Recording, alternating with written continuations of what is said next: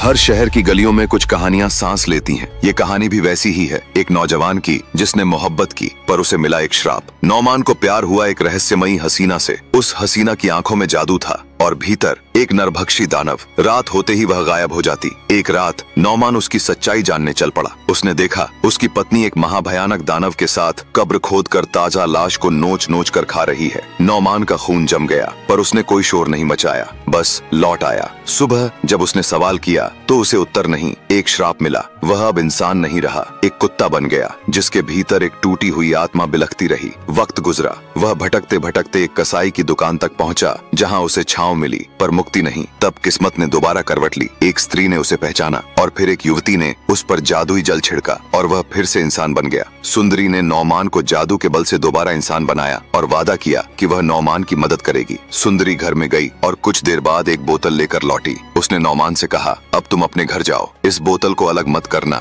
और अपनी पत्नी की प्रतीक्षा करना। वह जल्दी ही घर आएगी। तुम्हें देखकर वह परेशान होगी और भागने की कोशिश करेगी। तुम इस बोतल का पानी उस पर छिड़क देना और वह मंत्र पढ़ देना जो मैं तुम्हें सिखा रही हूँ। इसके अलावा कुछ भी करने की जरूरत नहीं पड़ेगी। तुम इसी से मेरे जादू का कमाल देखोगे। नौमान ने मंत्र अच्छी तरह याद करके अपने घर की राह ली। सब कुछ वैसा ही हुआ जैसा सुंदरी ने कहा था। उसकी पत्नी शीघ्र ही लौट आई और नौमान को देखकर घबरा गई। वह भागने लगी। नौमान ने तुरंत ही बोतल का पानी उस पर छिड़का और मंत्र पढ़ दिया। जल पड़ते ही वह मंत्र के प्रभाव से जलने लगी और थोड़ी ही देर में राख बन गई। इसके बाद नौमान ने मंत्री को आदेश दिया कि उसकी सवारी तैयार की जाए। वह एक अच्छे घोड़े पर सवार होकर फिर उसी सुंदरी के पास पहुंचा और बोला, आपने मुझे फिर से मनुष्य देह दिया, इसलिए मैं खुद को सौंपने आया हूँ। मैं चाहता हूँ कि आप मेरी पत्नी बने और हमारे साथ सजीवन भोगें। सुंदरी भी उससे विवाह के लिए तैयार हो गई। बड़ी धूमधाम से दोनों का विवाह संपन्न हुआ और वे दोनों आनंद पूर्वक रहने लगे। इस तरह इस कहानी का एक सुखद अंत हुआ।